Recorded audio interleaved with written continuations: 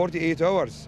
And because the electric cell is not working, and the main lines coming from Israel also is cut off. So we are totally dependent on the generators, and these generators are consuming a lot, big amount of diesel. And not only that, in case of any one of them damaged and stopped, this real crime, I consider it the direct bombardment to the hospital. So we have at least 27 person in the intensive care unit. We have 30 kids in the premature babies, and we have 12 operating rooms. So we have a lot of badly injured people. All of them will die immediately if the electricity cut off. Dr. Khalaf, unfortunately, we've seen the situation before here where electricity hasn't been enough, and you've been telling us that nurses have to manually pump oxygen to the patients. Now, right now, there simply can't be enough staff to pump oxygen to everyone who needs it. So what are you going to do? Well, with this overwhelming number of injuries, so nobody can predict. This Israeli madness can do anything. But we people have very high morale. We insist to help our people by all means, whether manually, even with that, in the operating rooms. They are doing 2 surgeries in the same room because of the overwhelming number. One with the ventilator and the other with ambu bag, but manual ventilation. This hospital has been under siege for 1 week. We have had constant inflow of patients, and we have been running out of vital drugs and spare parts for a long time. But last night, when the invasion started, the whole thing escalated. So this night, this hospital has been filled up with patients. It started with the bombing of the mosque in Jabalia camp. This morning, they bombed the fruit market, and there were a large number of casualties and dead people. And this hospital was then turned into some kind of field hospital. We operated this morning, 2 patients in each OR. We operated people in the corridors.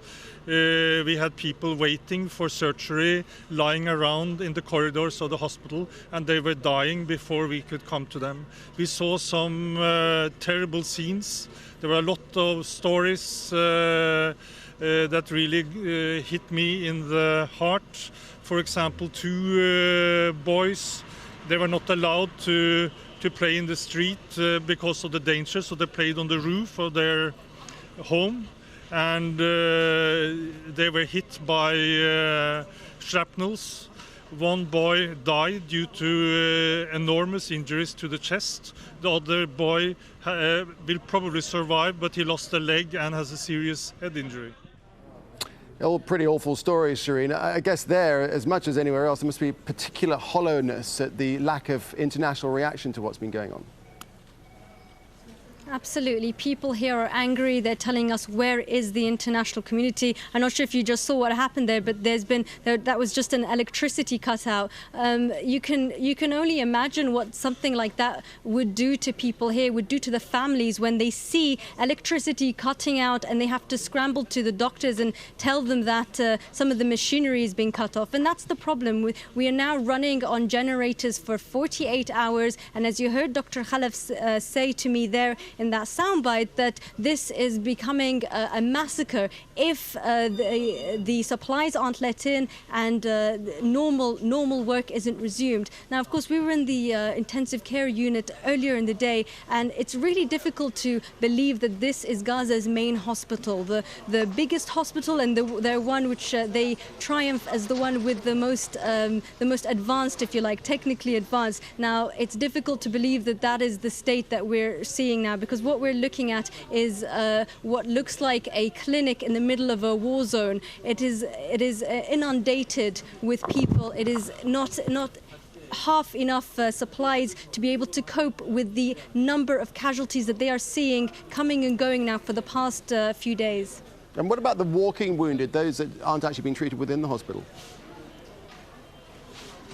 We've seen many people leaving the hospital with still injuries to the head, to their legs, with still shrapnel injuries. And when we ask them where they're going, they say that because they're not in a critical situation, they've been turned away and they've had to go back home, where they've been told to sit tight simply because there aren't enough beds here to treat everyone. And that is another serious problem that they're having, is that they can only treat the very critical of those that are injured. And of course, there are hundreds more that need help.